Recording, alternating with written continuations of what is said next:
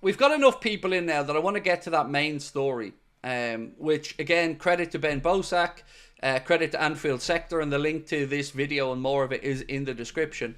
But this piece here, posted by Anfield Sector, said, renowned Egyptian journalist Ahmed Atta said, what I know now is that recently Mohamed Salah got a formal offer, and this is going to wind you up, folks, trigger warning, with less than, not even close to his current salary.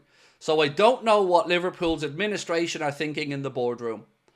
And that, my friends, is truly mind-boggling. You know, we're here talking about, you know, what would we do with Salah? Would you give him 2 years, 2 years plus one? Would you give him a rise on his current pay or bonuses? But to not even get close to the numbers he's currently on, this is why those contracts aren't getting signed. So the club can brief as much as they want to friendly journalists that the contract offers are still on the table.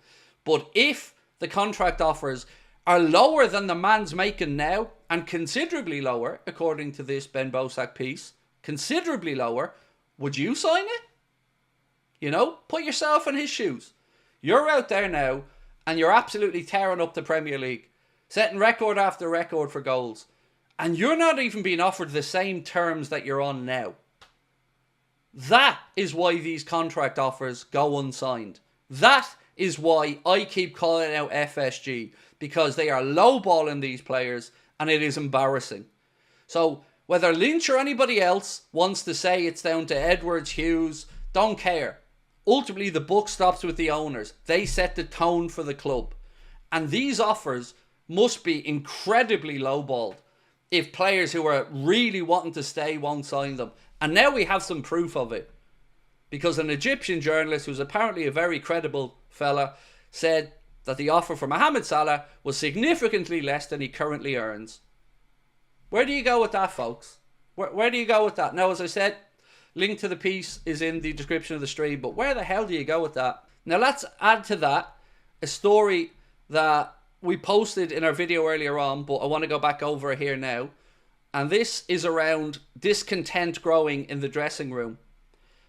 So this piece here from Graham Bailey said, Liverpool players are starting to get frustrated by the way Virgil van Dijk's contract is being handled. Murmurings and disquiet is the feeling amongst the Liverpool dressing room due to the prospect of Virgil potentially leaving in the summer.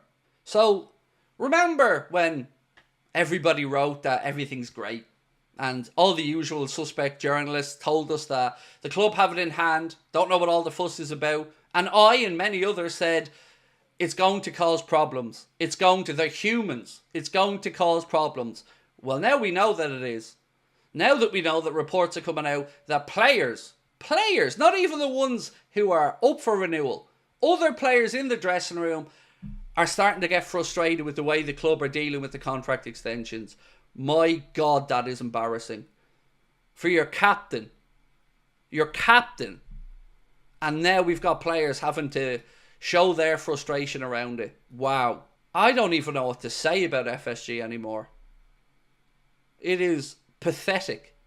And for it not to be called out strongly and condemned quickly by anybody covering this Liverpool patch is a dereliction of responsibility, in my opinion.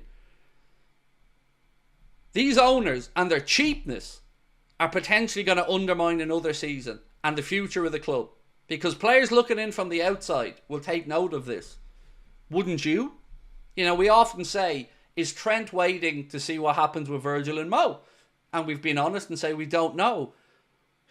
But if he sees how these lads are being treated, you know, players who have brought unprecedented success in modern times to Liverpool Football Club and who are still performing at the very highest level, and these offers are pathetically low, I don't know what to say. I find the whole thing leaves a bad taste.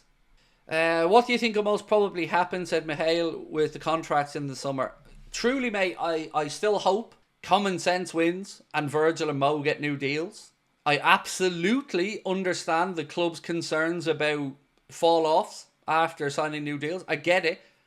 But what I would also say in support of Virgil and Mo is they can't, it's not possible for them to guarantee that they will be as good this year as they were last year. No player at any age can do that. But what we can take in here is a sample of what's happening right now with them.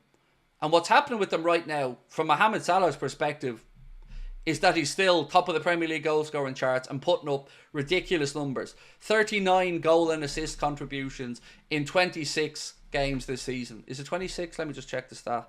Yeah, in 26, 39 goal contributions. No sign of a decline there. To say that Richard Hughes has done anything other than failed in his job would be unfair, because he's failed miserably. Priority number one that everybody wrote about was getting the contract sorted. That was on his inbox waiting for him when he came in.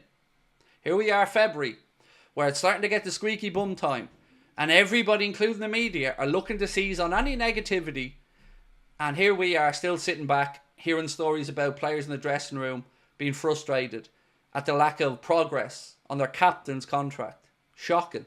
It's shocking. Canade being lowballed too. Yeah, Tanya, I forgot about that one. By the way, Tanya, I forgot about that one for a second. You're right, because Ibu was asked recently, wasn't he, as he received the contract offer? He said yes. He said, are you going to sign it? And I think the answer was something along the lines of, well, that's a whole another conversation. So, you know, it can't be a coincidence that Canade, Virgil, Trent and Mohamed have all rejected the contract. Or if they haven't rejected them, certainly haven't signed them. That can't be a coincidence. There has to be a common denominator in there.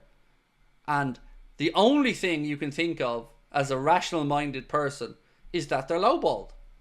Because we know Canade wants to stay, said it himself, loves the club.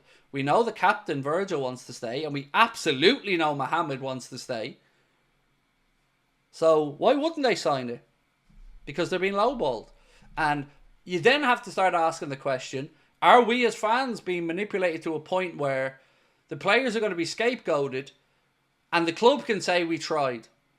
So if Virgil and Mo disappear at the end of the season, the journalists and everybody else can write, well, the club tried. The club tried. That's like me saying to my wife, say, hey Sabrina, you know the way we've always dreamt of buying a house? Well, I tried to buy one. I put in an offer 100 grand below the asking price and they laughed at me, but you know, the offer's on the table. I tried. It's not going to wash, is it? And in this situation, it can't be that they're all greedy. So again, for anyone that's joining us late tonight, the piece from Anfield Sector and Ben Bosak said, renowned Egyptian journalist Ahmed Atta, these are his words. What I know now, that recently Mohamed Salah got a formal offer with less than, not even close to, his current salary. So I don't know what Liverpool's administration are thinking in the boardroom. How do you process that as a fan? Not even close to the money he's already on.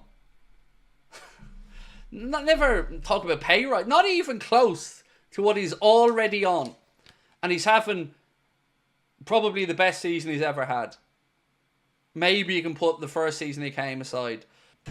And that's off saving 17 or 18 million quid on Adrian San Miguel, Thiago Alcantara and Joel Matip's wages.